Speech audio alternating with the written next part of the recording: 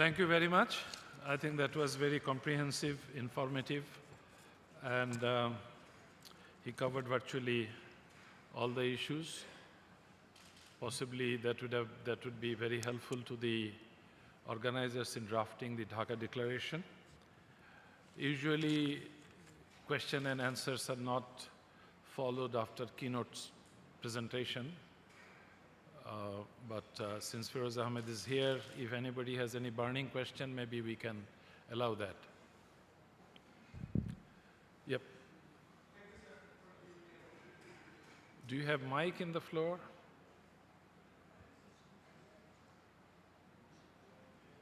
Okay, raise. Okay, please speak loudly.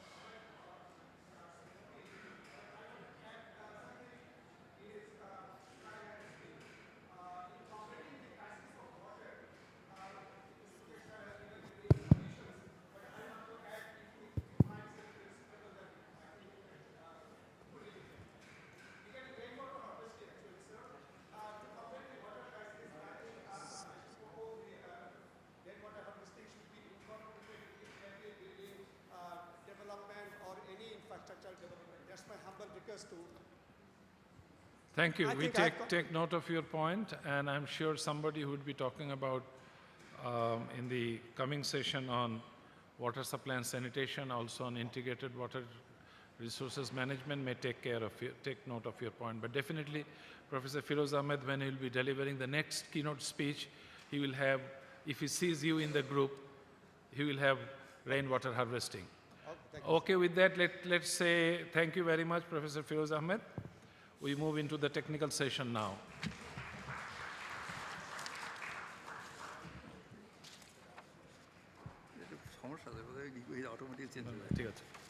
Okay. So, as I said earlier, we have two thematic topics. On first topic, we have 4 papers. On the second topic, we had 2 papers, but one has been shifted to tomorrow to make a space. We are supposed to start at 2:45, is about 3 o'clock. So I will try to finish in time, by which means I will be trying to squeeze the presentation. There will be 4 presentations. The first one would be by His Excellency Mr. Zhong Ming from China, and I understand he would be speaking through interpreter, and therefore I would allocate a little bit more time to him. After that, we have Mr. Kulantha from Sri Lanka, Mr. Tony Dano from Philippines, and Mr. Okada from Japan. And I would request them to make their presentation within 12 minutes so that we have some time for question and answer. So we will take the questions after these 4 presentations. May I invite His Excellency Mr. Zhong Ming.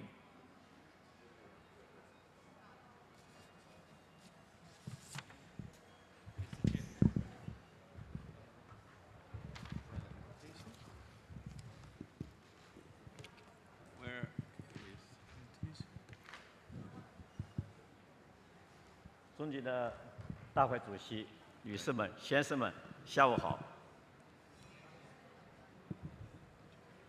Dear Chairman, distinguished ministers and guests, ladies and gentlemen, good afternoon.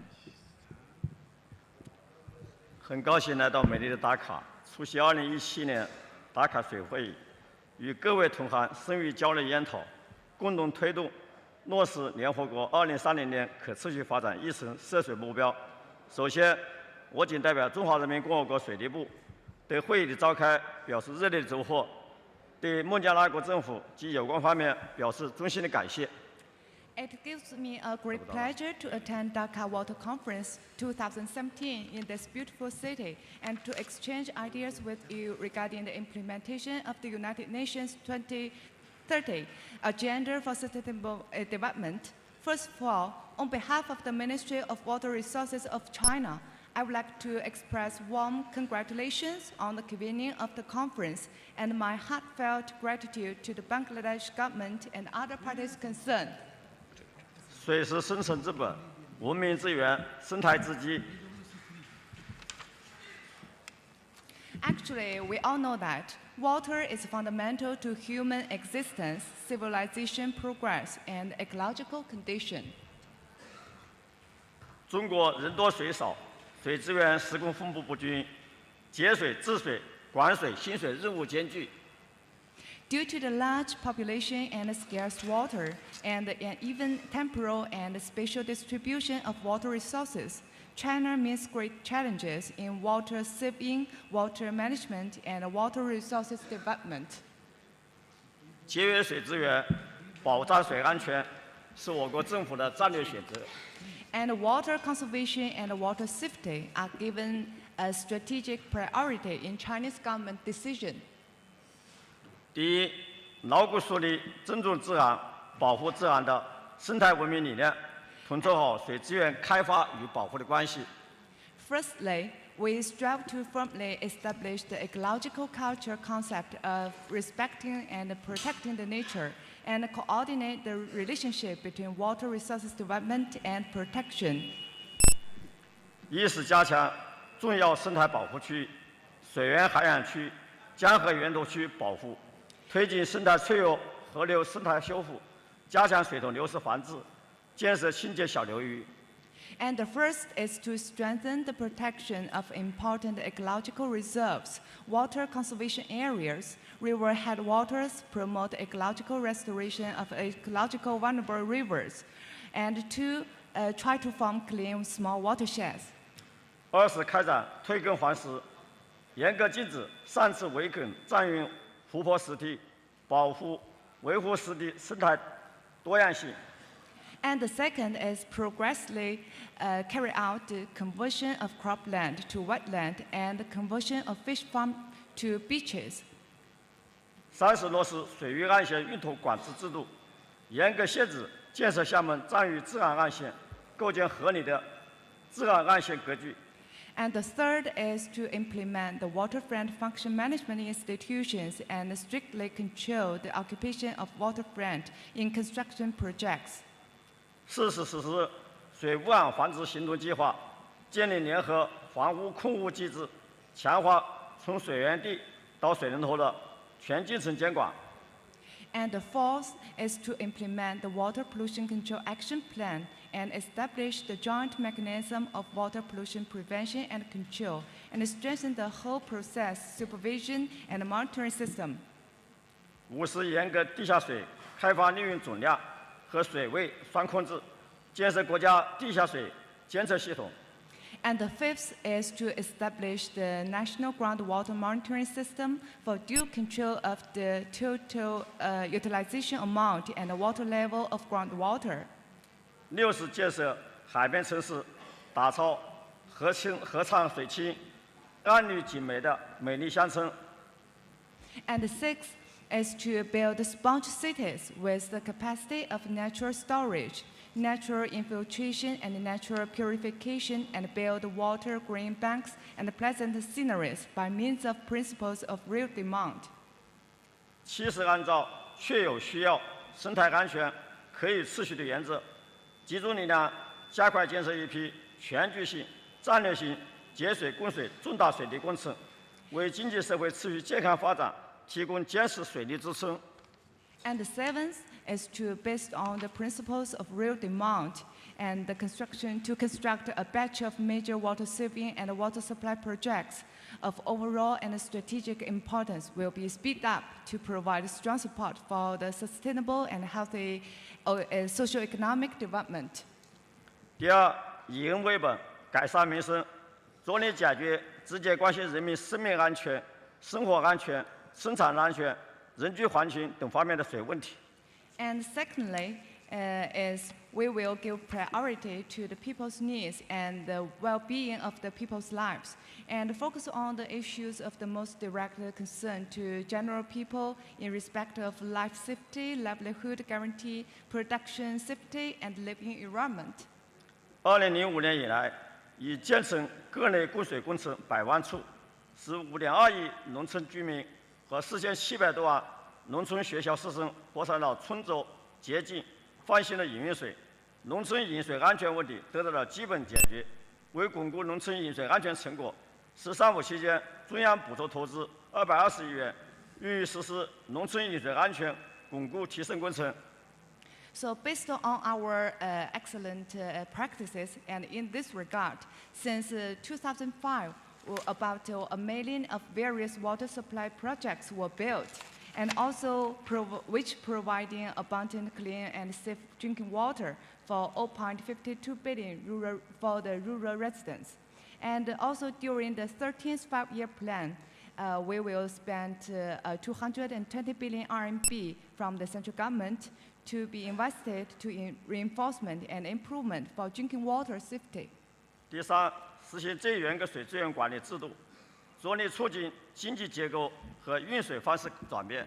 And thirdly, we are resolutely implementing the most stringent water resources management system and accelerate the transformation of economic development mode and water utilization patterns in the way of water resource development and also pollutant load control, etc. 一是严格用水总量，到2020年，全国用水总量控制在6700亿立方米以内，建立水资源承载能力监测预警机制，切实把水资源承载能力作为区域发展、城市建设和产业布局的重要条件，对超出风险指标的地区实现区域限批。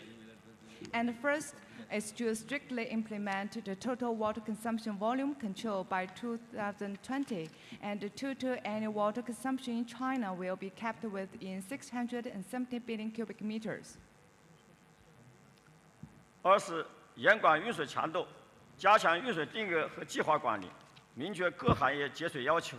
到2020年，望远国内生产总值用水量、望远工业增加值用水量较2015年分别降低23%、20%，农田灌溉水有效利用吸收提高到0.55以上。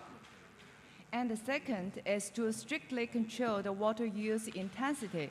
And we can see that the water consumption from this table, we can see the water consumption per unit of GDP and also the industrial added value will be reduced by 23% and 20% respectively comparing to those in 2015. And also we can see the agriculture irrigation water efficiency will also be raised to the 0.55. 第四，全面推行河长制，构建责任明确的河湖管理保护机制，提出每条河流都要设立河长，明确管河护水的职责要求，以行政首长负责制为核心，以保护水资源、防止水污染、改善水环境、修复水生态为主要目标任务，全面建立省市县乡4级河长体系，强化监督，严格考核，建立健全河湖管理保护的监督考核和责任追究制度，形成责任明确、协调有序、监管严格、保护有力的河湖管理保护机制，为维护河湖健康生命、实行河湖功能允许利用提供制度保障。And fourthly, we strive to promote the river chief system and establish management and protection mechanisms for river and lake with defined responsibilities. And this guidelines is put forward in 2017, and a 4-tiered river chief system at provincial, municipal, county, and township levels is put in place. 第五，坚持政府和市场两手发力，努力创新水资源管理机制，充分发挥政府的引导、监管作用和市场在资源配置中的决定性作用，推进水资源使用权确权登记，探索多种形式的水权流转方式，逐步建立健全国家、流域、区域层面水权交易平台体系，以及水权利益诉求、纠纷调处和损害赔偿机制，完善水权交易制度体系，全面实行城镇居民阶梯水价和非居民用水超定额累进加价制度，大力推进农业水价综合改革，建立节水激励机制，推动全面合同节水管理，加大公共财政投入和经营信贷支持力度，鼓励和吸引社会资本投入水利建设和水资源节约保护。And fifthly, we adhere to the two-hands force in water resources management from the government and the market to pursue the new mechanism for water resources management. Government plays a key role in guidance and supervision, and the market plays decisive roles in resources allocation.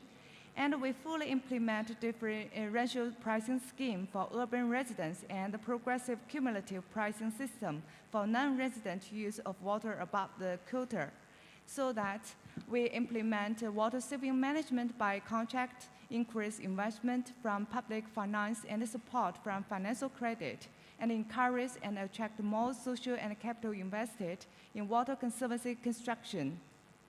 新时期，我们将以创新、协调、绿色、开放、共享五大发展理念为指引，全面实行最严格水资源管理制度，实施河档制管理模式，节约水资源，保障水安全。谢谢大家。 And we will, based on the development concept of openness, innovation, sharing, coordination, and green development, as well as some other policies for the new period. And anyway, we will try our best to cooperate with every delegate to implement good integrated water resource management. Thank you very much.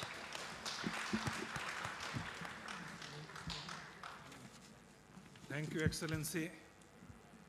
The only Chinese word I know is "sheshe," which means thank you very much. It was really a good presentation where a lot of emerging ideas, both at the global level as well as the national level, has been summarized. So what China is doing with respect to what they call four-tier river chief system is something that we should be following, how water is managed at the national level, municipal level, city level. And one point I liked very much was the role of the local government in water management. With this, it's my privilege now to invite Mr. Kulantha from Sri Lanka. Did I pronounce your name correctly? Please come. My apologies if I mispronounced.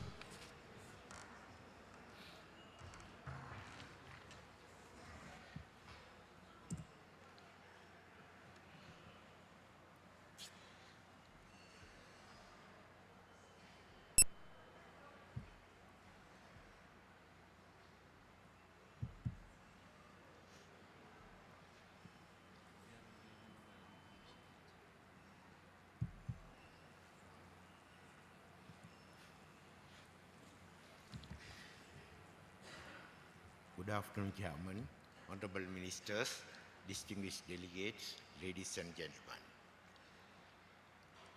It is indeed a pleasure for me to make a presentation on IWRM, a Sri Lankan perspective at this Dhaka Water Conference. I am actually Ranjit Kulanatha. I come from Sri Lanka and we have a 3-member delegation, but all representing the drinking water sector. Because the lack of IWRM, we are in the receiving end of as the drinking sector.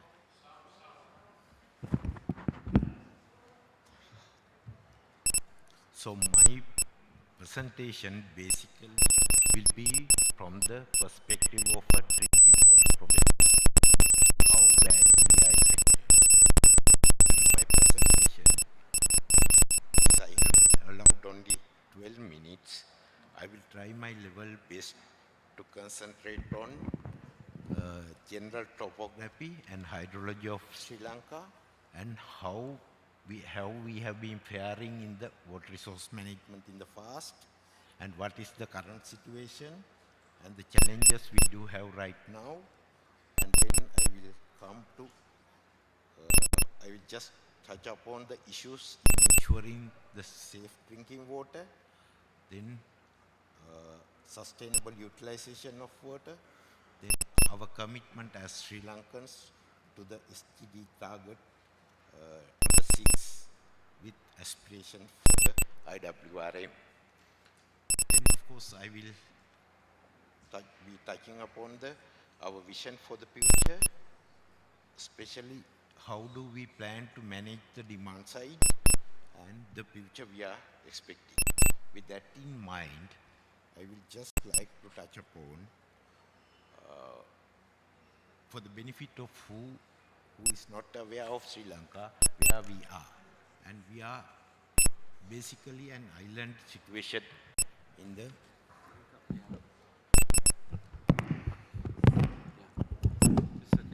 right at the downstream end of the India. In our country, we have a very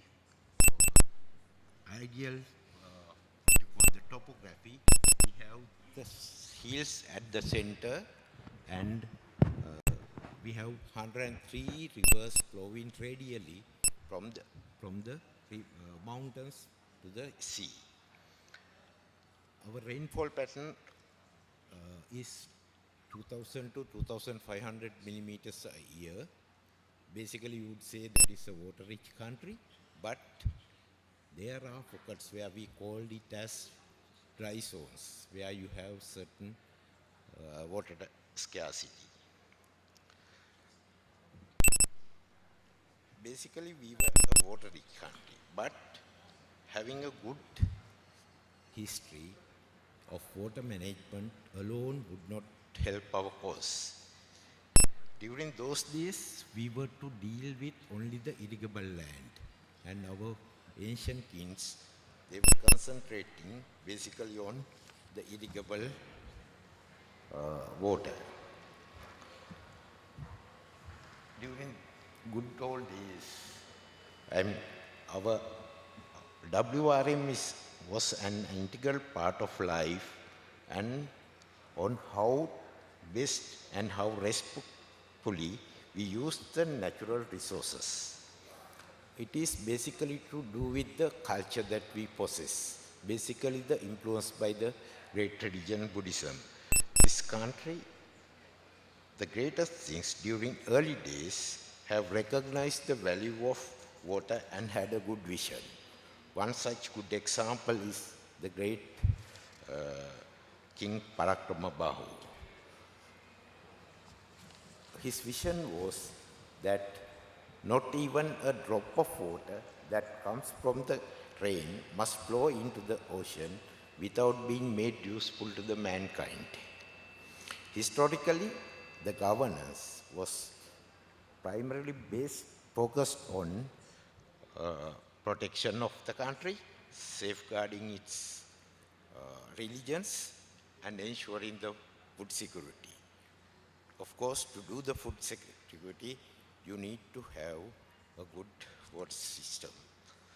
We have plenty of man-made reservoirs for irrigation. We also have purposefully built reservoirs for drinking water. And one such classic example is the reservoir that we have built about 150 years ago, just for the specific purpose of supplying water to the Colombo, the capital of Sri Lanka. With that, we were little bit, I would say, we were little bit complacent, and now we are at the verge of receiving those. Now we can't be complacent anymore. Why? Now we were about to experience the consequences of diminishing fresh water. Now the scenario is, we all have recognized the water is a basic necessity and therefore a human right. In the meantime, we also felt now water is limited. I mean, the pure water is limited. So we have few challenges at our hand. Now let's look what they are. If I am to basically categorize what are those challenges, those are of three folds. First one, the increasing water demand due to the population increase. The second being the high demand for industries. Those good old days, we were basically an agriculture dependent country. Now we have shifted that to that of the industrial nation. So with those upcoming industries, now we have a new challenge to cater for those industries. The number 3, earlier we had only the irrigation to look after. Those days we had drinking water available everywhere. More than that, the people were settled down only in the areas where they have access to the fresh water. Now things are no longer. Now we have a little bit of competition coming up among the different sectors of water use. So we need to have some kind of effective distribution and management of water among different stakeholders.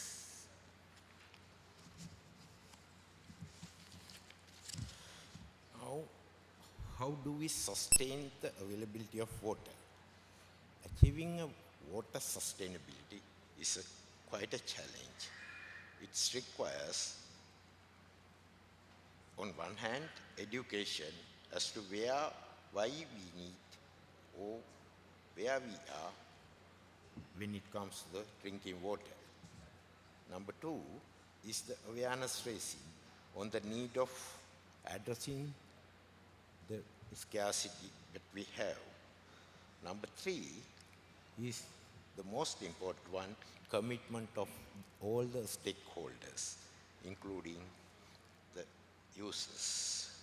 There we need to have good IWRM in place. Now to have this IRM, again we have some challenges, basically of 3 folds. The first one is the limitation of water resource, as I have been telling. The number 2 is the competing demand of different sectors. Number 3 is the legislation and the rules. That there are rules, but that those are not good enough in the present context. Now let's see them one by one. The first one is the limitation of water resources. Earlier we were water-rich country, and now we say that we have limitation. Number 1 is the adverse environmental conditions. That is what you call the climate change. Now, we don't get enough rains nowadays to the central hills where all the rivers are fed. That doesn't mean our average rainfall has gone down.